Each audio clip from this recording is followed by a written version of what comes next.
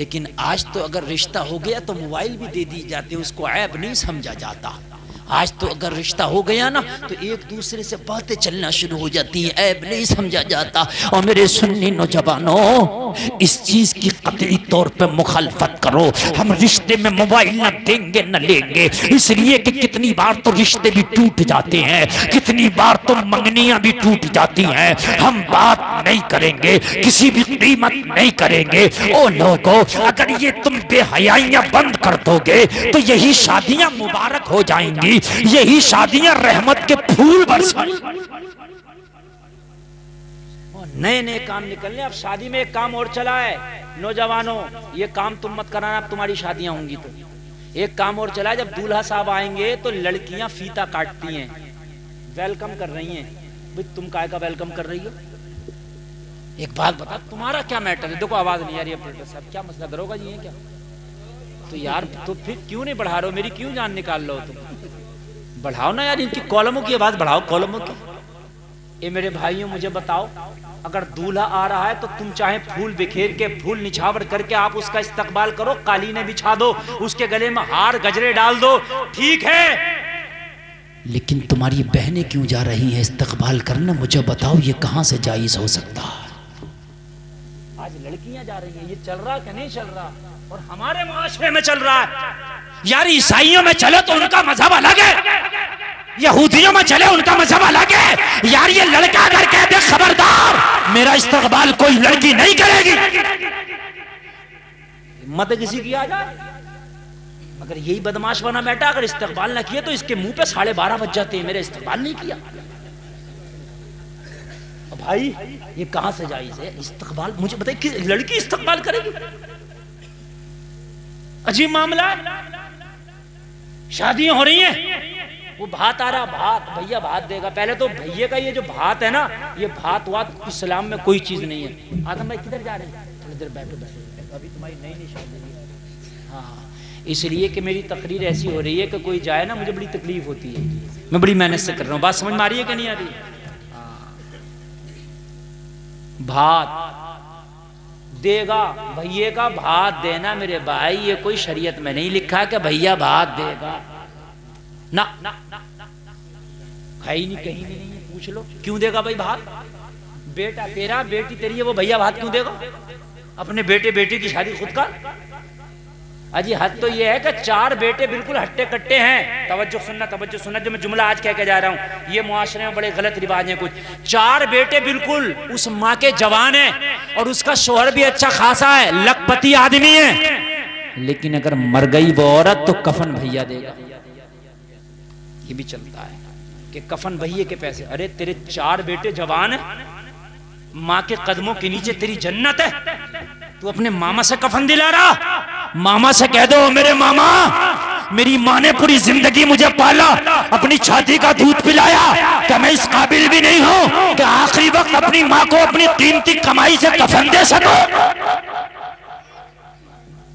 अगर मामा कह भी तो मना कर दो, नहीं मेरी माँ थी ये, मैं दूंगा अपनी माँ को कफन, सारा खर्चा खुद करो।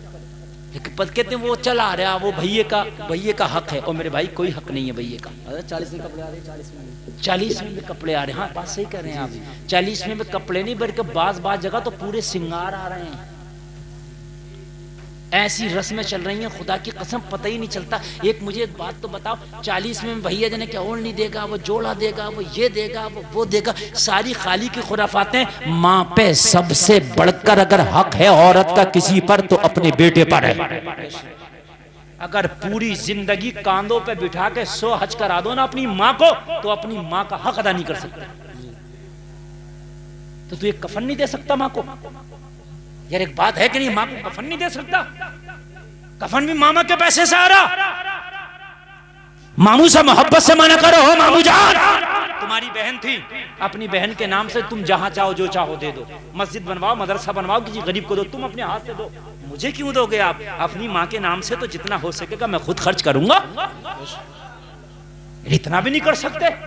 बाप सारी प्रॉपर्टी तुम्हें दे गया, घर तुम्हें दे गया, गाड़ी तुम्हें दे गया, माँ सब कुछ तुम्हें दे गई, तुम अपनी माँ के लिए 2 गज कफन का टुकड़ा नहीं दे सकते? रस्म चल रही, कोई रस्म नहीं है ये, कहीं से कोई रस्म नहीं है। माँ का सबसे बड़ा हक अपनी औलाद पर, शोहर का सबसे बड़ा हक अपनी बीवी पर है, वो खिदमत करे अपनी भी शोहर की जितना चाहे, अल्लाह जन्नत अता करेगा। माहौल हमारे मुआशरे ने इतना बिगाड़ दिया, कोई तो उठ के खड़ा हो और मेरे भाइयों कोई तो मुआशरे में उठेगा बुराई को तोड़ने के लिए। अगर रस्म चल रही है तो चल रही है, चलती रहेगी, मगर कोई माई का लाल उठता है जो चलती हुई खुराफातों का गला घोट देता है। किसी ना किसी को खड़े होना पड़ेगा। चल रहा काम चल रहा, तुम भी चलने में चल रहे हो, चल रहा। कोई तो माई का लाल खड़ा होगा जो इस खुराफात का गला घोटेगा, नहीं मैं नहीं करूंगा। चल रहा चलने दो, जमाना बुरा मानना मानने दो, लेकिन ये खुराफात मेरे यहां नहीं होगी। शुरुआत करेगा, कल तेरे पीछे भी चलने वाले हो जाएंगे। हो जाएंगे कि नहीं हो जाएंगे? ये जगह तो रमजान में मैयत हुई तो 8 भगोने भत्ती के खा गए रमजान में। ये हंसने की बात नहीं, समझने की बात है। और कहो कि भाई ऐसा क्यों कर रहे हो कि मौलाना क्या करें, माहौल है यार, कोई तो खड़ा हो इस चीज के लिए। मैं नहीं करूंगा, होने दो माहौल। यजीद की गुंडागर्दी चल रही थी, सभी यजीद के पीछे थे, हुसैन खड़े हो गए, नहीं मैं नहीं चलने दूंगा ये गुंडागर्दी। सब चलता रहता, चल रहा चलने दो भाई, हाकिम वक्त है यार, वो तो बादशाह वक्त है, उसके खिलाफ कौन बोलेगा। मगर मेरे भाई किसी को तो हुसैन का गुलाम बनना पड़ेगा, किसी को तो मोहम्मद बिन कासिम बनना पड़ेगा, किसी को तो तारिक बिन ज़ियाद बनना पड़ेगा, किसी को तो सुल्तान सलाहुद्दीन अय्यूबी बनना पड़ेगा। ओ लोगों, बुराइयों को खत्म करने वाले पहाड़ों से जन्म नहीं लेते, इन्हीं माँ की कोख से जन्म लेते हैं। जिस दिन तुम खड़े हो गए बुराई के खिलाफ, तुम खड़े रहोगे, बुराई मिट जाएगी। नारे तकबीर, नारे रिसालत, उलमाए अहले सुन्नत, मुफ्ती गुलफाम रजा साहिब क़िबला रामपुरी, नारे तकबीर, नारे रिसालत। तुम खड़े रहोगे इंशाअल्लाह बुराई मिट जाएगी। ऐसा खड़ा होने वाला माई का लाल तो होना चाहिए। नौजवानों तुम्ही को खड़ा होना पड़ेगा, तुम्हारी शादियां हो, खड़े हो जाओ। आज हमारी शादी हो रही है, वो लड़की वाले तू भी सुन ले, वो लड़के वाले तू भी सुन ले।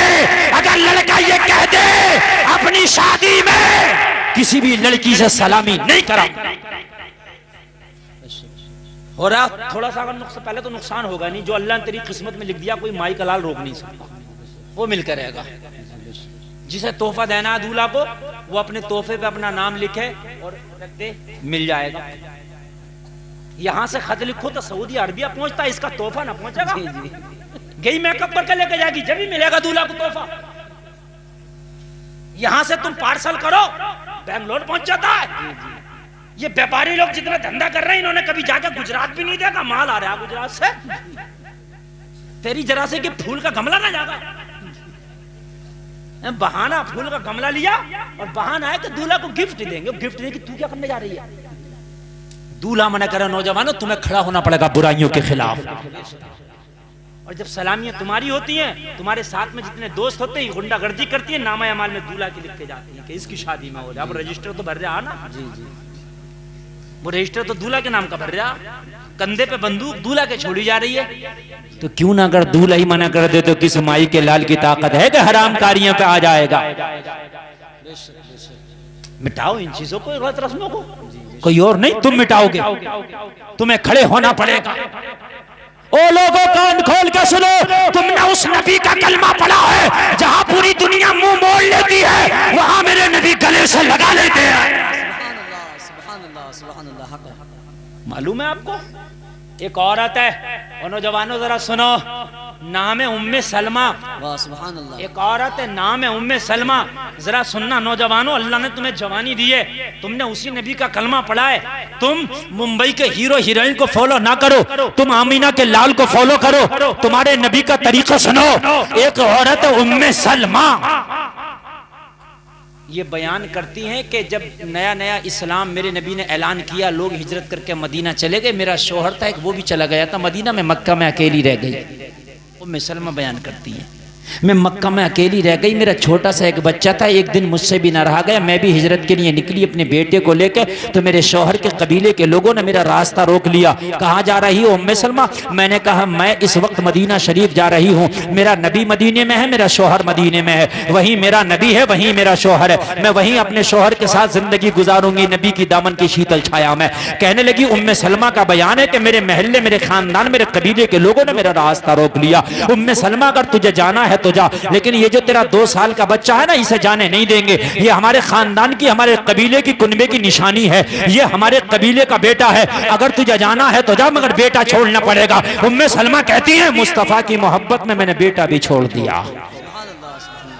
रोकना रोक लो मगर मदीने जाऊंगी। कहने लगी मैं जाने लगी। मैं रात के आलम में निकली, आधी रात का सन्नाटा छाया था, पूरे मक्का के लोग अपने बिस्तरों पर था। उस वक्त लोगों ना कोई सड़कें थी, ना मैप था, ना रोशनी का इंतजाम था। कहने लगी मैं पगडंडियों पे चलने लगी। लोगों कहने लगी झाड़ों का रास्ता था, जंगली रास्ता था। मैं चलते चलते डर भी रही थी, या अल्लाह कोई मेरी इज्जत का लुटेरा ना मिल जाए, या अल्लाह कोई दरिंदा आके मुझे नुकसान ना पहुंचा दे। मैं अकेली जंगल में मदीने का सफर कर रही थी, मुझे मदीने का रास्ता भी पता नहीं था, लेकिन निकल पड़ी थी। कहने लगी रात में मैंने देखा कि कोई शख्स ऊंट पे सवार आ रहा है, ऊंट पे सवार कोई शख्स आ रहा, मैं उसे देख के झाड़ी में छिप गई। ऊंट सवार ने आके अपने ऊंट को झाड़ी के पास ऊंट को रोक दिया, रोक के खड़े होके बोला ए बहन तू कौन है जो झाड़ी में छिपी है? परेशान ना हो, मैं तुझे अपना परिचय कराता हूं, मैं एक मुसलमान हूं, मोहम्मद का गुलाम हूं। इज्जत लुटेगी नहीं, तेरी इज्जत की खातिर अपनी जान की बाजी लगा दूंगा।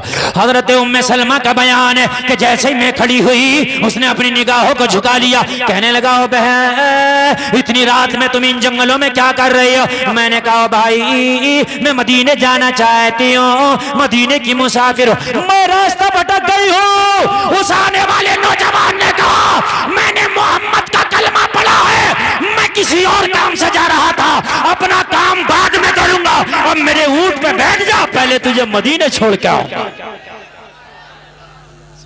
पहले तुझे मदीना छोड़ के आओ, अपना काम बाद में करूंगा। कहने लगी वो मदीना मुझे अपने ऊंट पे बिठाल के ले जाने लगा। वो आगे आगे ऊंट की रस्सी पकड़ के था, मैं पीछे पीछे बैठी थी। मक्का से मदीने का सफर 400-450 किलोमीटर का है। उम्मे सलमा बयान करती हैं कि 400-450 किलोमीटर तक पैदल चला, मगर उस नौजवान ने एक बार भी पीछे मुड़ के तक नहीं देखा। नौजवान तुम मुआशरा बदलोगे तो बदला जाएगा, खाली मौलवी स्टेजों से चीखते रहे तो काम नहीं चलेगा, मस्जिद के इमाम मुसल्लों से और मिंबरों से चीखते रहे तो काम नहीं चलेगा, तुम चाहो तो मुआशरा बदलेगा। कहने लगा एक बार भी पीछे मुड़कर नहीं देखा, मुझे मदीने ले आया, मस्जिद नबवी में आमिना के लाल तशरीफ फरमा है, वही मुझे छोड़ के बोला यही तेरा शौहर मिलेगा, यही आमिना के लाल है। उम्मे सलमा कहती है मैं आई, मैंने देखा सारे सहाबा बैठे थे, मगर मेरा शौहर नजर नहीं आया। मैंने इधर देखा, उधर देखा, आगे देखा, पीछे देखा, दाएं देखा, बाएं देखा, मगर मेरा शौहर नहीं मिला। मैंने किसी से पूछा बताओ मेरा शौहर भी यहाँ हिजरत करके आया था, उसे आए हुए तकरीबन 2 साल होने वाले हैं, मेरा शौहर नजर नहीं आता, कहाँ चला गया? मदीने में सारे लोग नजर आते, मेरा शौहर नजर नहीं आता। उम्मे सलमा का बयान है उस आने वाले ने मुझे जवाब दिया ओ उम्मे सलमा तेरा शौहर हिजरत करके मदीना आया जरूर था, लेकिन एक जंग में शरीक हुआ था, उसी जंग में तेरा शौहर शहीद हो गया है। कहने लगी मेरी चीख निकल गई, इसलिए कि मेरी जिंदगी की आखिरी कमाई जो मेरा बेटा था वो मक्का वालों ने छीन लिया था। जो मेरा शौहर था जिसके सहारे में मदीना आई थी, मेरा शौहर यहाँ शहीद हो चुका था। अब मैं किसके सहारे जिंदगी गुजारती, अब मैं किसके सहारे रहती? कहने लगी मेरी चीख निकल गई। मुस्तफा जाने रहमत को पता चला कि कोई औरत मक्का शरीफ से आई है, वो रो रही है। मेरे नबी ने बुला के फरमाया उम्मे सलमा क्यों रोती हो? अर्ज करने लगी आका मेरा 2 साल का बच्चा था, जब मैं हिजरत के लिए निकली थी तो मेरे कबीले के लोगों ने मेरे बच्चे को मुझसे छीन लिया, मेरी गोद का जो मेरा गुलशन था वो भी छीन लिया, मेरा बच्चा मक्का में रह गया, मैं आई थी शोहर के सहारे, मैं मदीना में जिंदगी गुजार लूंगी, लेकिन जब यहाँ आई हूँ मुझे खबर मिली है कि मेरा शोहर एक जंग में शहीद हो गया। या रसूल अल्लाह, अब मेरी जिंदगी कैसे गुजरेगी? मेरा बेटा भी छीन लिया गया, मेरा शोहर भी शहीद हो गया, आका मैं तन्हा रह गई हूँ। या रसूल अल्लाह, मेरे पास न घर है, या रसूल अल्लाह ना मेरे पास कोई दर है। आका अब तो मेरा बेटा भी नहीं है, अब तो मेरा शोहर भी नहीं है। या रसूल अल्लाह, अब मेरी जिंदगी कैसे गुजरेगी? वो जलसे में आने वालों, मेरे करीम मुस्तफा ने कैसी मदद की है। मेरे नबी ने फरमाया, उम्मे सलमा मैं तुम्हारा दूसरा निकाह करा दूं। अर्ज करने लगी, आका अब मुझसे कौन निकाह करेगा? मेरे पास कुछ भी नहीं है, अब मुझसे कौन निकाह करेगा? मेरे नबी ने फरमाया, अगर कोई निकाह नहीं करेगा उम्मे सलमा तुमसे मोहम्मद अरबी निकाह करेंगे। नारे तकबीर, नारे रिसालत, उलमाए अहले सुन्नत, अज़मते मुस्तफा, अज़मते मुस्तफा, नारे तकबीर, नारे रिसालत। मेरे नबी ने कहा, अगर कोई नहीं करेगा तो मोहम्मद अरबी निकाह करने तैयार है। उम्मे सलमा कहती है, मेरी तो किस्मत का सितारा जगमगाने लगा। अरे नबी जिससे निकाह कर ले वो औरत तो मुसलमानों की माँ हो जाती है। सुभान अल्लाह, सुभान अल्लाह। कयामत तक के मुसलमानों की माँ हो गई। हाय हाय, वो माँ का मकाम कितना बड़ा आप जानते ही हो। अल्लाह अल्लाह। उम्मे सलमा से मेरे नबी ने निकाह फरमाया। ये वही उम्मे सलमा है जिन्हें मेरे नबी ने मिट्टी दे के कहा था, जब मेरा बेटा हुसैन करबला में शहीद होगा तो ये मिट्टी खून बन जाएगी। अल्लाह अल्लाह। तवज्जो रखना, तवज्जो रखना। आज मुआशरा जब ही सुधरेगा जब आप कसम खाओगे कि हमने सुधारना है। लड़की ने कहा, 40 दिन की नमाज पढ़ के आ। याद है, याद है तो जरा बोलो सुभान अल्लाह। कितने दिन की नमाज पढ़ गया? कितने दिन की? लड़का चला गया, 40 दिन नमाजें पढ़ी। जब 40 दिन नमाजें पढ़ी ना तो 40 दिन की नमाजें, वो भी उमर के पीछे, वो भी मस्जिद नबवी में। हाजी को सिर्फ 40 नमाजें पढ़ने का मौका मिलता, दिल की दुनिया बदल जाती। और जिसने 40 दिन की पढ़ी हो और वो भी उमर के पीछे, सुभान अल्लाह, सुभान अल्लाह। आया 40 दिन के बाद उसी चौराहे पर इंतजार करने लगा, वो लड़की भी आ गई। लेकिन आज नजारा बदला है। आज माहौल 40 दिन पहले वाला नहीं था, आज माहौल अलग है। 40 दिन पहले लड़का जब इस चौराहे पर था तो उसकी निगाहें लड़की के ऊपर पलती थी। आज 40 दिन के बाद आया है तो निगाहें झुकी हैं। अब देखते ही नहीं। लड़की आई, कहने लगी, क्या बात, तू वादा भूल गया क्या? हमने तो तुझसे 40 दिन पहले एक वादा किया था ना कि तू 40 दिन उम्र के पीछे नमाज पढ़ के हम तुझसे शादी करेंगे। अब तू आया है तो तू निगाह उठा के ही नहीं देखता, क्या बात? तो कहने लगा, ओ लड़की, मेरे सीने में एक ही दिल था, अब वो किसी और के लिए धड़कता है। मेरे सीने में एक ही दिल था, अब वो किसी और के लिए धड़कता। लड़की ने कहा, क्या बात, क्या कोई मुझसे भी खूबसूरत तूने पसंद कर ली है? कहने लगा, नहीं नहीं, अब ये जो दिल है ना, 40 दिन जो नमाजें पढ़ी है ना, तो अब दुनिया की मोहब्बत ही निकल गई, इस दिल में तो मदीने वाले की मोहब्बत बस गई है। सुभान अल्लाह, सुभान अल्लाह, सुभान अल्लाह, सुभान अल्लाह। या रसूल अल्लाह, जिंदाबाद, जिंदाबाद। अब तो इस दिल में किसी की चाहत ही नहीं रहेगी। तूने नुस्खा ऐसा बता दिया कि दिल का मुकम्मल इलाज हो गया। तूने टैबलेट ऐसा बता दिया, तूने तो मेरा इलाज कर दिया। अरे पहले मैं कितना बेवकूफ था, मैं गलियों में मारा मारा फिरता था, अब तो दिल को इतना सुकून है कि दिल के आईने में है तस्वीरें यार, जब जरा गर्दन झुकाई देख ली। अब तो नबी का दुरूद है, अब तो चाहत ही नहीं रह गई कुछ। हाय हाय। लड़की ने कहा, अब बना है तू मेरे काबिल। सुभान अल्लाह, सुभान अल्लाह बोलो। अब बना है तू मेरे काबिल, अब अगर तू रिश्ता नहीं भी करेगा तो अब पैगाम मेरी तरफ से है। मुझे दुनियादार लड़का नहीं चाहिए था, मुझे मुस्तफा का वफादार चाहिए था। हाय हाय हाय, जब तू आया था तो दुनियादार था। मैंने सोचा ये तेरे दिल का मैल कैसे खत्म हो, मैंने सोचा कि तेरे दिल का ये ऑपरेशन किससे कराऊं, तो मुझे उमर जैसा स्पेशलिस्ट कोई नजर ही नहीं आया। उमर ऐसा सर्जन है, उमर ऐसा सर्जन है जो दिलों से गुबार निकाल देता है। उमर ऐसा सर्जन है जो दिलों को पाक कर देता है। उमर की सोबत दिलों को नेक कर देती है। नेक लोगों से दोस्ती, जहां तुम्हारे 10 लोग हैं ना लोगों नौजवानों, तो एक किसी आलिम से भी दोस्ती कर लेना अपनी जिंदगी में। जहां 9 दोस्त तुम्हारे हो ना, 2 फैक्ट्री वाला, बड़ा अमीर, सबसे करो, मैं मना नहीं कर रहा हूं, लेकिन किसी आलिम दीन से भी एक दोस्ती कर लो। कयामत में ये आलिम दीन की दोस्ती तुझे खुदा की कसम नजात का जरिया बन जाएगी, बख्शिश का जरिया बन जाएगी। किसी एक आलिम दीन से भी दोस्ती कर लो, किसी एक दीनदार से भी दोस्ती कर लो। अगर ये दोस्ती कर ली तो खुदा की कसम ये दोस्ती तुझे जन्नत में ले जाएगी। एक बात मैं बताऊं, बुरा बुरा बना देता है, अच्छा अच्छा बना देता है। अगर गंदे आलू के पास अच्छे आलू पड़े रहें तो वो भी गंदे हो जाते हैं कुछ दिन के बाद। बात है कि नहीं है? गंदे हो ही जाना है। उजाले के पास आप जाके खड़े होगे तो उजाला जैसे हर चीज को रोशन कर रहा है, वो तुझे भी चमका देगा। बोलो चमकाएगा नहीं चमकाएगा? ये अल्लाह वाले वो वॉशिंग मशीन है कि यहाँ गंदा जाता साफ हो जाता। बेशक बेशक बेशक। गौसे आदम के घर में एक चोरी तो चला गया था, जी जी बेशक। कहा ईमान वाली वॉशिंग मशीन में आए हो, अब नहीं जाने देंगे जब तक के जन्नती ना बना देंगे। आया आया तो चोर था, मगर जब गया तो अब्दाल बन के गया। ये शान है अल्लाह वालों की, ये शान है अल्लाह वालों की।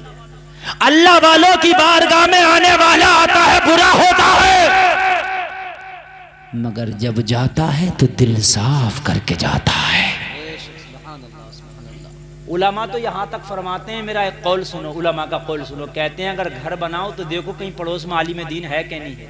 ऐसी जगह घर बनाओ कि जिस जगह आलिम दीन का घर, उसकी बरकतें जाहिर हों। उलमा कहते हैं ऐसी जगह घर बनाओ जहां पड़ोस में मस्जिद हो सकता है कि मस्जिद पड़ोस में है तो इसी वजह से नमाज पढ़ लेगा। ऐसी जगह घर बनाओ जहां अच्छे लोगों के कब्रिस्तान हो। समझ रहे हैं आप? मगर हम सोचते हैं जहां मौलाना को, हम तो सोचते हैं ऐसी जगह घर बनाओ जहां से एयरपोर्ट करीब हो, बस स्टैंड हो, सिविल लाइन है क्या नहीं है?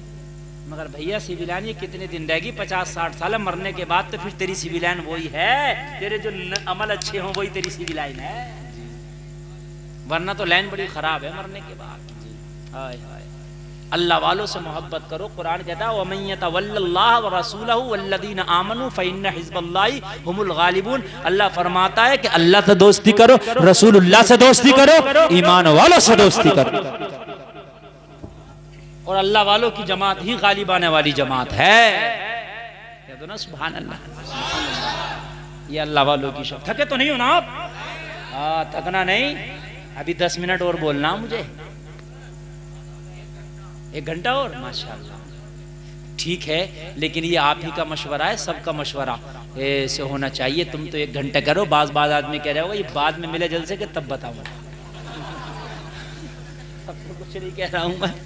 एक जगह मौली साहब तकरीर कर रहे जलसे में, बहुत जोश में बोल रहे, एक आदमी बड़ा परेशान था कि ये खत्म करेंगे, कभी इधर कभी उधर, कभी इधर कभी उधर, कभी इधर कभी उधर। मौली साहब ने कहा बैठ जाओ चचा, क्यों तुम इधर उधर भागे फिर रहे हो? कहने मौली साहब तुमसे कोई मसला नहीं है, तुम तकरीर करो, मैं तो उसे ढूंढ रहा हूं जिसने तुम्हें बुलाया है। मुझे तुमसे कोई मतलब नहीं है, मैं तो उसे देख रहा हूं जिसने बुलाया तुम्हें। हाय हाय, मैं अर्ज कर रहा हूं, सुनिए सुनिए, ये बात एक हो गई, वो जिम्नन बात आ गई। ये मैं जो बात कर रहा हूं हमेशा याद रखो, एक दोस्ती अल्लाह वाले से जरूर करो, किसी आलिम दीन से, किसी नेक आदमी से। आलिम दीन न मिला कोई नेक, चाहे कॉलेज में पढ़ने वाला लड़का हो, नेक हो। क्योंकि अगर नेक होगा ना तो जहां 9 लोग तुझे बुराई, कोई तुझे चैनी खाने वाला बना रहा, कोई खैनी खाने वाला बना रहा, ऐसी तो होता है, दोस्ती तो पिलाते हैं, बीड़ी सिगरेट चैनी खैनी ये सब दोस्त आदत डलवाते हैं। माँ के पेट से तो कोई चैनी खैनी खाता हुआ नहीं आता, ये सब दोस्त करा देते हैं। तो तेरा दोस्त अगर कोई नेक होगा तो तुझे कोई नमाजी बना देगा है? बाबा फरीद अपने दोस्तों को लेकर शिकार पर चले गए, शिकार खेलते खेलते जोहर का टाइम हुआ, बोले नमाज पढ़ो। सारे दोस्त बोले फरीद ये कौन सी नई बात बता रहा, नमाज पढ़ो। शिकार में नमाज कहाँ से आ गई? बोले शिकार में नमाज, नमाज तो हर जगह है, नमाज पढ़ो। पता है नमाज पढ़ते तो मीठी मीठी शक्कर मिलती है। माँ ने शक्कर खिला खिला के आदत डाल दी थी, और बेटा जब जंगल में जमात करने लगा तो माँ मुसल्ला बिछा के दुआ करने लगी, मौला रोजाना तो बेटे की मुसल्ले के नीचे शक्कर की पुड़िया मैं रखती थी, आज जंगल में मेरी लाज रख लेना, मेरा बेटा नमाज पढ़ेगा, शक्कर का इंतजाम कर देना। बाबा फरीद ने नमाज पढ़ी, मुसल्ला हटाया तो शक्कर नजर आ रही है। सुभान अल्लाह, सुभान अल्लाह, सुभान अल्लाह, बहुत खूब माशाअल्लाह। एक दोस्त ने नमाजी बना दिया। दोस्त देखिए कभी कभी बाप की भी नहीं मानता, माँ की भी नहीं मानता, दोस्त की मानता। ये बात आपने देखा होगा, दोस्त की मानेगा, बाप की भी नहीं, माँ की भी नहीं, दोस्तों की बहुत मानता। तो एक नेक दोस्त जरूर कर लेना इंशाअल्लाह। मौलवियों की भी कमी नहीं है, आलिमों की भी कमी नहीं है, नेकों की भी अभी कमी नहीं है। इसलिए नेक खत्म हो जाएंगे तो दुनिया ही खत्म हो जाएगी। बेशक तारीख में आता है एक बस्ती नेक की बस्ती थी, नेकों की बस्ती, अल्लाह वालों की बस्ती। और उस बस्ती में जो एक सबसे बड़ा नेक आदमी था उसका नाम था बायजीद बुस्तामी। कह दो सुभान अल्लाह। ये बहुत नेक अल्लाह वाले, आपने नाम सुना, बड़े पाए के बुजुर्ग हैं ये अल्लाह वाले। वो वॉशिंग मशीन है कि जो गुनाहों का मैल बिल्कुल निकाल देते। एक फाहिशा औरत बायजीद बुस्तामी की बस्ती में आकर डेरा डाल ली, और डेरा डालने के बाद में उसने जिस्म फरोशी का काम शुरू कर दिया। बायजीद बुस्तामी को खबर लग गई। एक मुरीद आया, हुजूर आपको पता है जहाँ पर यहाँ सब नमाजें पढ़ते हैं, कुरान पढ़ते हैं, अल्लाह अल्लाह करते हैं, यहाँ पे एक नया काम शुरू हुआ। एक फाहिशा औरत आई है, बद कैरेक्टर औरत आई है, वो नौजवानों को अपने दामे फरेब में फंसाती है, नौजवानों का मुंह काला करती है, उनके ईमान का सौदा करती है। बायजीद बुस्तामी की चीख निकल गई। मुरीद ने कहा हुजूर रोते क्यों हैं? कहने लगा मैदान मैशर में अगर मेरे रब ने मुझसे पूछ लिया, ओ बायजीद बुस्तामी तेरी बस्ती में एक फाहिशा ने डेरा डाला था, नौजवानों के ईमान पर डांका डाल रही थी, तू क्या कर रहा था? मेरा जवाब क्या होगा? मेरी बस्ती में हराम काम, मेरी भी जिम्मेदारी है कि हराम काम को रोक दूं। अगर कहीं गलत काम हो रहा ना बस्ती में, आपकी जिम्मेदारी है, कोशिश करो, चाहे ना रुके मगर कोशिश करो। आपसे जहां तक हो सका उस बुरे काम को रोकने की कोशिश करो। ना रुकेगा तुझे रोकने का सवाब मिल जाएगा, कहने का सवाब। फिर भी हजरत यूसुफ को जब बेचा गया बाजार में तो बड़े बड़े बादशाह पहुंचे थे, अजीज़े मिस्र पहुंचा था यूसुफ को खरीदने। एक बूढ़ी औरत रुई का गिट्टा लेके पहुंची। किसी ने कहा बूढ़ी औरत कहां जा रही है? कहा यूसुफ को खरीदने का, रुई के गिट्टे से। अजीज़े मिस्र सारी प्रॉपर्टी सारी दौलत लेकर यूसुफ को खरीदने आया है, उसके मुकाबले में तो यूसुफ को खरीदेगी? कहने लगी मुझे पता है मैं यूसुफ को इस रुई के गिट्टे से नहीं खरीद सकती, मगर मैदान मैशर में यूसुफ के खरीदारों में हमारा भी नाम आ जाएगा। हम तो इसलिए निकले, अगर तुम्हारे कहने से बुरा काम ना रुका, मिसाल के तौर पर तुम्हारे यहाँ कोई डांस पार्टी कर रहा, मना ना मानेगा, तुझे मना करने का सवाब मिल जाएगा। बात है कि नहीं? बायजीद बुस्तामी को पता चला, आपने अपने मुरीद से कहा वो किस वक्त उसके घर पे नौजवान जाते, कहने लगा शाम को जब रात होती है, मगरिब के बाद उसका बाजार लगता है, लोग उसके जिस्म को खरीदते हैं, पैसा खर्च करते हैं, और वो अपने जिस्म की नुमाइश करती है, वहां पर लोगों के ईमान पर डांका डालती है। अल्लाह अल्लाह, बायजीद बुस्तामी नेकों की बस्ती में रहने के बहुत फायदे हैं। आपने फजर की नमाज पढ़ी, मुसल्ला उठाया और जाके फाहिशा के दरवाजे पे बिछा दिया। कहाँ बिछा दिया? फाहिशा के दरवाजे। और वहीं पर अल्लाह अल्लाह शुरू। जोहर भी वहीं पढ़ ली, असर का टाइम आया, असर भी वही पढ़ ली। आज मुरीद परेशान, हजरत कहाँ है? लेकिन हजरत आज एक फाहिशा के दरवाजे पर बैठ गए और जाकर बैठे। आज या तो बस्ती में यही रहेगी या हम ही रहेंगे। सुभान अल्लाह। या तो आज यही रहेगी, आज हम ही रहेंगे। एक मयान में दो तलवारें नहीं रह सकती। जाके बैठ गए। असर के बाद शराबियों के आने का टाइम हुआ। शराब एक ऐसा गुनाह है, शराब पीना खुद हराम, लेकिन शराब के बाद जो गुनाह होते हैं वो उसके जिम्न में होते हैं। शराब के बाद गाली बकेगा, शराब के बाद इंसान होश खो बैठता, शराब के बाद इंसान अपने नफ्स का पुजारी बन जाता, शराब पीने के बाद हवस का पुजारी बन जाता। ये सारी चीजें जो शराब के बाद हैं ये उसके बाद गुनाह होते हैं। शराब एक ऐसा दरवाजा है जो तमाम बुराइयों का रास्ता खोल दे। अगर तुम्हारे दोस्तों में, मिलने वालों में अगर कोई ये बुरा काम करता है शराब को, तो उसको हरगिज हरगिज समझा दो कि इस दरवाजे से कभी दाखिल ना हो, ये जिंदगी तबाह कर देती है। आप बैठ गए, असर की नमाज वहीं पर पढ़ ली, शाम का वक्त आया, लोग आना शुरू हुए, शराबी आ रहे, नफ्स के पुजारी आ रहे, नफ्स परस्त आ रहे। अब वहां आते थे अपने आग बुझाने नफ्स की, जब देखा तो हजरत बैठे। अब हजरत बैठे, किसकी ताकत के हजरत के सामने से गुजर के उसके घर में जाए, दरवाजे पे तो ये बैठे। आए और आने के बाद देखें हजरत चुपके से कान दबा के निकल ले, हजरत कान दबा के, हजरत कान दबा के। आ तो बुरा काम करने रहे थे, लेकिन उस वक्त के बुरा काम करने वाले भी कुछ सलीके के लोग थे। आज अगर देख लेगा हजरत को बैठा हुआ ऐसे, तो फोटो खींच के पहले व्हाट्सएप पर डालेगा, देखो हजरत कहाँ बैठा, उसमें और नमक मिर्च लगागा कि ये तो घर के अंदर से निकल के आ रहे, वो तो फोटो मैंने दरवाजे का खींचा। मगर वो नौजवान आते, देखा हजरत चुपके से किसी से कुछ ना कहते चले जाते। शाम हो गई, कोई रुका ही ना, अकेले हजरत ही हजरत। फाहिशा ने अपनी खादमा को भेजा कि जाओ नीचे जाओ, कितने नौजवान आए, कितने शराबी आए, सबकी लिस्ट लेके आओ, सबकी फीस लेके आओ। जो पैसे थे उनकी फीस जमा होती थी, फिर वो जाते थे। तवज्जो करना, मैं ये आखिरी जुमले आपको सुना रहा हूँ। मुझे भी निकलना, मेरी फ्लाइट है लखनऊ से, मुझे कलकत्ता कल तकरीर करना है, कलकत्ता से भी 200 किलोमीटर आगे। आप बहुत अच्छा सुनने, अल्लाह आपको सलामत रखे, आपका जलसा बड़ा कामयाब है, सारे लोग बड़ी मोहब्बत के साथ मेरी तकरीर सुनने। आप थोड़े से जुमले और हैं, जरा सुनिए आप। जब नीचे आई तो देखा आज कोई ना शराबी ना नफ्स का पुजारी, तो मंजर ही बदला हुआ है। एक ही बैठा है, सर पे टोपी है, चेहरे पे दाढ़ी है, हाथ में तस्बीह है, बगल में मुसल्ला है, लब पे जारी अल्लाह अल्लाह है। कहने लगी, ओ बाबा क्या रास्ता भटक गए?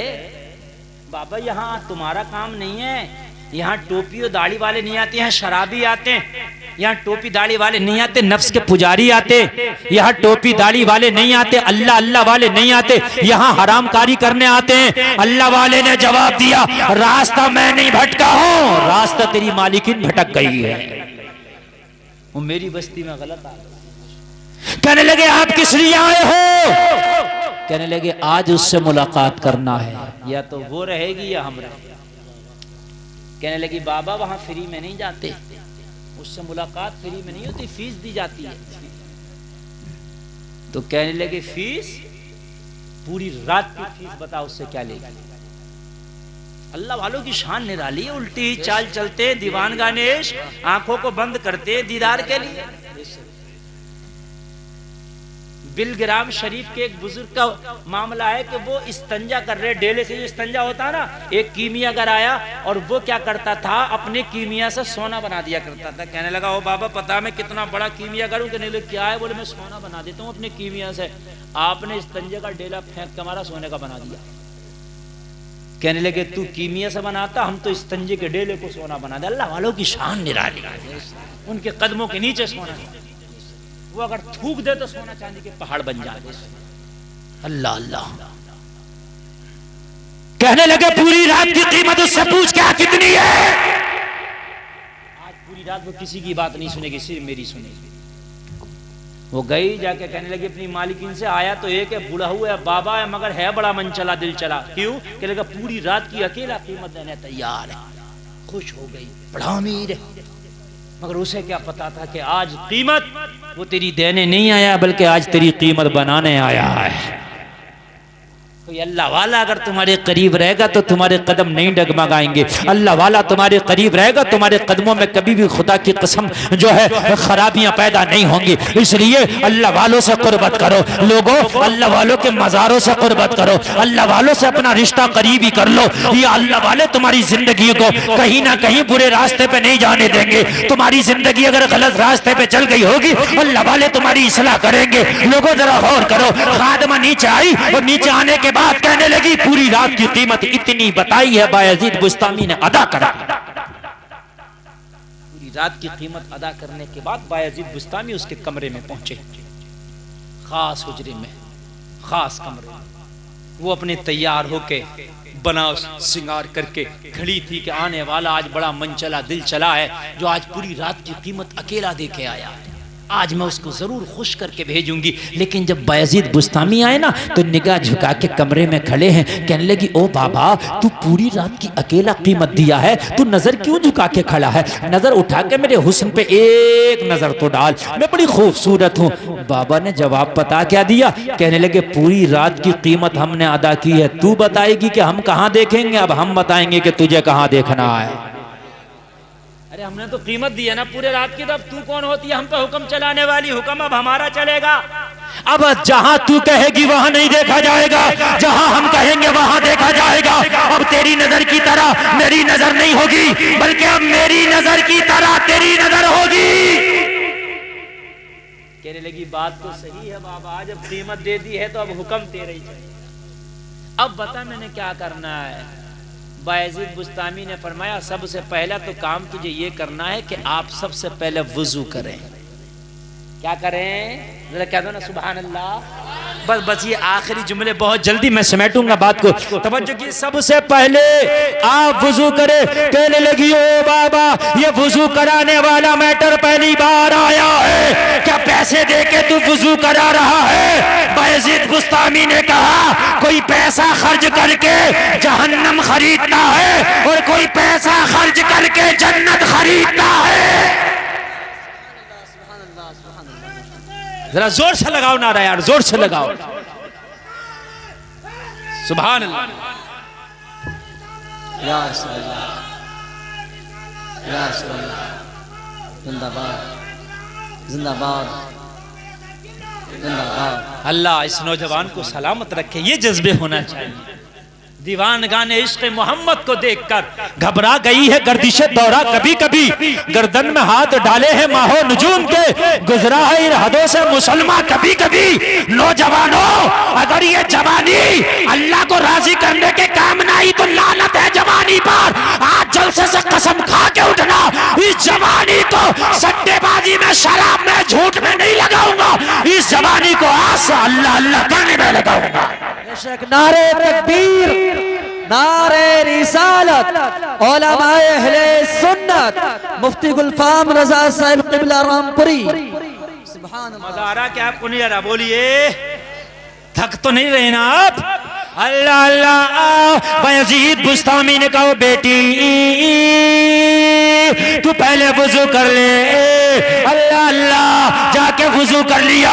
आपने फरमाया अब अगर वुजू हो गया तो गुस्ल भी कर ले, गुस्ल भी कर लिया। आई अब क्या करना है? बोले अच्छे से अपने सर पे चादर रख ले। कहने वाले बोली आज कहने लगी आज आने वाला बड़ा ही लाजवाब आया है, मैंने आज तक देखा वो चादर हटवाता था मगर तू आया है कीमत दे के चादर रखवा रहा है। वो लोगों जरा कान खोल के सुनना, आज लोग गुनाह का सामान पैसे से खरीदते हैं, वो खुश नसीब कम लोग हैं जो अपना पैसा अच्छी जगह खर्च करते हैं। वो लोगों अल्लाह ने माल दिया है तो हराम जगह खर्च ना करो, अगर अपने माल को खर्च करना है तो अच्छी जगह खर्च करो, जगह खर्च कर दो। एक जगह मैं जलसे में गया तकरीर करने के लिए, तो वहाँ कमेटी वाले कह रहे हजरत आज का प्रोग्राम तो ऐसे ही है हल्का मुल्का। जी जी। मैंने कहा फिर कल क्या होगा? उर्स का प्रोग्राम। तो बोले कल का है प्रोग्राम, कमेटी कल देगी राटा। क्या बोले? कल जो है हजरत बेबी डिस्को का मुकाबला है। अस्तगफिरुल्लाह। आप मेरी कौमी तो करा रही है, चंदे दिए जा रहे हैं, शेख चिल्ली को बुलाया जा रहा है उर्सों में। शेख चिल्ली को गैर मुस्लिम है, वो मुसलमान भी नहीं है जी। आपको पता होना चाहिए। और उसको बुला रहे हैं उर्सों में, और हाल ये है कि मस्जिद के इमामों की तनख्वाह नहीं दी जा रही है, उनकी तनख्वाह ड्यू पड़ी है। लेकिन शेख चुल्ली उर्स में आ रहा है और कोई और नहीं बुला रहा, हम ही बुला रहे हैं। शेख चुल्ली की डायरी में जाकर देख लेना, उसकी डायरी में उर्सों की तारीख ज्यादा लिखी है। वो तो अल्लाह का शुक्र है कि 3 साल से 2 साल से लॉकडाउन हुआ तो ना हुए हैं उर्स। हाँ तो तेरे से मेरा आगा हो रहा था, दादा मियाँ के उर्स में शेख चुल्ली तो आगा, मुकाबला तो होगा। और भाई उसमें जो है चंदे हो रहे हैं, कमेटियां बन रही है। मस्जिद की चटाइयां टूटी पड़ी हैं, मस्जिद में टोंटियां नहीं है, मस्जिद में बल्ब नहीं है, मस्जिद में कलर नहीं हुआ। शेख चुल्ली आ गया, फिर कहते हैं मौलवी साहब दुआ कबूल नहीं होती। दुआ कबूल नहीं होती, काम ऐसे कि पत्थर नहीं बरस रहे आसमान से, काम ऐसे कि आसमानों से पत्थर बरसना चाहिए। अल्लाह वालों को उरस करो, मना नहीं करता, मगर शेख चिल्ली को ना बुलाओ। कुरान खानी कराओ, जल से कराओ, उसमें उलमा की तकरीरें कराओ, और उसके नाम पे गरीब बच्चियों की शादियां कराओ। मेरे हिंदुस्तान में सही बता रहा हूँ, उर्सों पे कई करोड़ रुपए एक साल में खर्च होते हैं, खाली उर्सों पे। इधर बच्चों को डांटो। देखिए 1-1 मिनट इस वक्त कीमती है। मैं बिल्कुल इस वक्त जो बोल रहा हूँ 1-1 मिनट ओवर करके बोल रहा हूँ, लेकिन मैं इसलिए बोल रहा हूँ कि थोड़ा सा ये कामयाब बातें जो आपको मैं बता दूंगा। कई करोड़ रुपए पूरे इंडिया में, आप कहीं भी चले जाइए, हर जगह पर ये हरामकारियां हमारे यहाँ हो रही हैं मेरे भाई, खर्च हो रहे हैं। और एक बात और बता दूं, पूरी इंडिया में 8 लाख मामले ऐसे हैं जो मुस्लिम लड़कियां गैर मुस्लिम से शादी कर बैठी हैं। 8 लाख मामले, 8 लाख मामले हैं ये। उन 8 लाख में कुछ लड़कियां तो ऐसी हैं जो उनकी मक्कारी है, जो दोस्तियां करती हैं, और कुछ लड़कियां वो हैं कि मजबूर हैं, उन्हें मुआशरे ने जहेज के अलावा उन्हें एक्सेप्ट ही नहीं किया, तो मजबूर हो के फिर उन्होंने कदम उठाया कि किसी गैर मुस्लिम को उन्होंने गले लगाया। लेकिन गलत है उनका ये कदम भी गलत है, लेकिन रास्ता तो हमने खोला ना। हाय हाय, लोगों में हाथ जोड़ के आपसे गुजारिश करता हूं, ऐसे माहौल करो, कमेटी बनाओ अपने गांव में, 4-5 लड़कियों का हर साल में फ्री में निकाह कराओ। इस चीज पे ज्यादा जोर दो, मैं हर तकरीर में इस चीज पे जोर दे रहा हूं। मैंने तो उसे आला हजरत में भी तकरीर करी थी, इसलिए कि निकाह अगर होंगे तो तुम्हारी नस्लें सुधर जाएंगी, बच्चियां हराम काम से बच जाएंगी, उनके कदम डगमगाने से बच जाएंगे। ये काम करना शुरू कर दो आप, वो कोई मुश्किल काम नहीं है। अगर गांव वाले चाहें 2-4 शादियां कर, बेशक 1000 रुपये न लगेंगे, बंदे को आराम से हो जाएगा। मेरे पास कई ऐसी बच्चियां हैं, फोन आते हैं, लोगों अगर तुम कहो उनकी शादियां तुम करा दो, खुदा की कसम एड्रेस मैं दे दूंगा, तुम करा दो, खुदा की कसम हो सकता मैदान महशर में ये जन्नत के तुम्हारे लिए रास्ते बन जाए। बड़ा अफसोस होता है, बहुत तकलीफ होती है। देखो लड़का कहीं भी जा सकता, लेकिन लड़की हर जगह नहीं निकल सकती।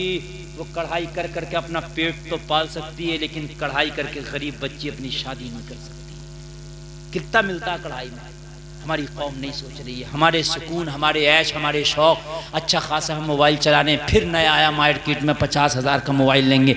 जो काम 50,000 का काम कर रहा था वो तेरा 20,000 वाला मोबाइल भी काम कर देगा। लेकिन अगर किसी की बेटी जवान है, उसके बाप पे पैसा नहीं है, आगे बढ़, उसकी शादी करा दे, खुदा की कसम तुझे दुनिया में और आखिरत में इसके मजे हासिल होंगे। ये बड़ा काम नहीं है लोगों, ये बहुत आसान काम है। अगर तुम चाहो तो करा सकते हो, कराओ शादी। बस आखिरी बात सुन ले, कहने लगे चादर को अपने सर पर ढक ले। उस फाहिशा ने चादर सर पर ढक ली, कहने लगे अच्छे से चेहरा छिपा ले। अच्छे से चेहरा छिपा लिया। बायजीद बुस्तामी ने फरमाया अब तू चेहरा छुपा लिया, गुस्ल भी कर लिया, वजू भी कर लिया। कहने लगी बाबा मुझे अगला काम क्या करना है? बायजीद बुस्तामी ने फरमाया बेटी अब ये जो मेरा मुसल्ला है इस पे खड़े होकर 2 रकात नमाज भी पढ़ ले। 2 रकात नमाज पढ़ने के लिए जब कहा तो मुसल्ले पे खड़ी हो गई। जैसे ही मुसल्ले पे खड़ी हुई बायजीद बुस्तामी सजदे में गिर गए। सजदे में गिर के बोले मौला यहाँ तक लाना मेरा काम था, अब इसे हिदायत देना ये तेरा काम है। अल्लाह का करम ऐसा हुआ जब मुसल्ले पे खड़ी हुई तो मुसल्ले पे खड़ी हुई थी तो गुनाहगार थी, और जब सलाम फेरा तो दिल ने ऐसी तौबा करी कि सलाम फेरते ही अल्लाह ने इसे वलिया बना दिया। सलाम फेर के जैसे ही फारिग हुई झूमती जा रही थी, ऐलान करती जा रही थी, निगाहे वली में वो तासीरी देखी बदलती हजारों की तकदीर। नारे तकबीर, नारे रिसालत, उलमाए अहले सुन्नत, फैजाने औलियाए किराम, नारे तकबीर, नारे रिसालत। बस आखिरी बात सुन ले, मेरी तकरीर खत्म है। बायजीद बुस्तामी ने देखा कि इसके दिल पे असर हो गया है, इसने तौबा कर लिया है, ये नेक हो गई है, आंख में आंसू है, रो रही थी, या अल्लाह मेरे गुनाहों को माफ कर देना। बायजीद बुस्तामी ने फरमाया बेटी तूने सच्चे दिल से तौबा किया है, अल्लाह ने तेरे गुनाहों को माफ कर दिया है, जो चाहे मांग ले। अभी अभी तौबा करके बैठी है, जो मांगेगी अल्लाह अता कर देगा,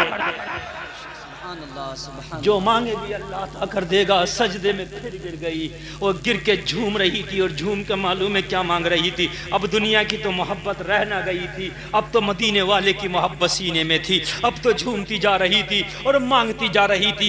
बेदम शाह वारसी इसके मांगने को बयान करते हैं, कहती जा रही थी इतना तू करम करना ए चश्मे करीमाना, जब जान लबों पर हो तुम सामने आ जाना। दुनिया में मुझे तुमने जब अपना बनाया है, दुनिया में मुझे तुमने जब अपना बनाया है, दुनिया में मुझे तुमने जब अपना बनाया है, महशर में भी कह देना ये है मेरा दीवाना। क्या बात हो महशर में मैं शिकवे किए जाऊं और तुम हंस के कहे जाओ दीवाना है दीवाना। सुभान अल्लाह, सुभान अल्लाह। हाय हाय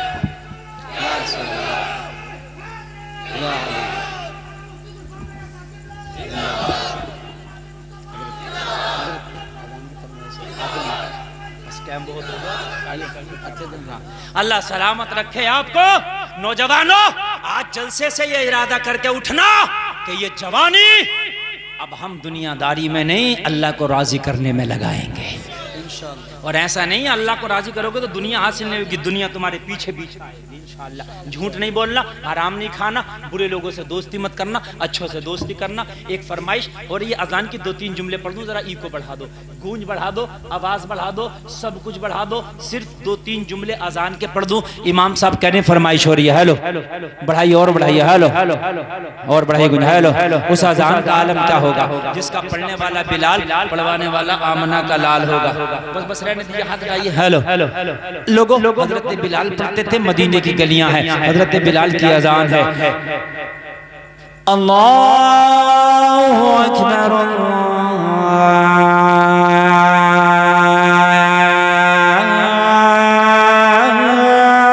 अल्लाहु अकबर, अल्लाहु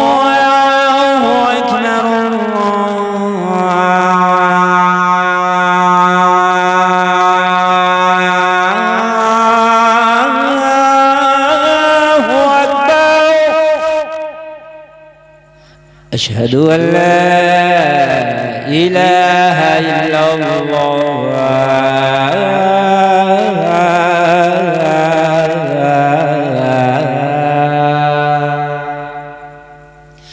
अशहदु अन्ना मुहम्मदन रसूलुल्लाह।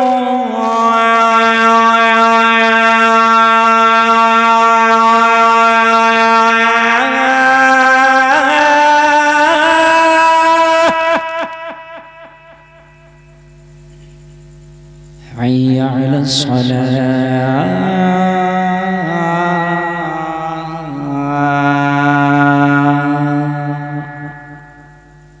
हैया अलल फलाह,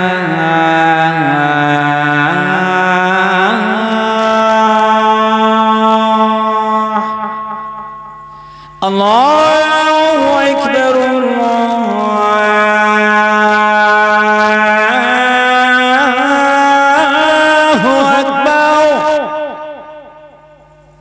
ला इलाहा इल्लल्लाह।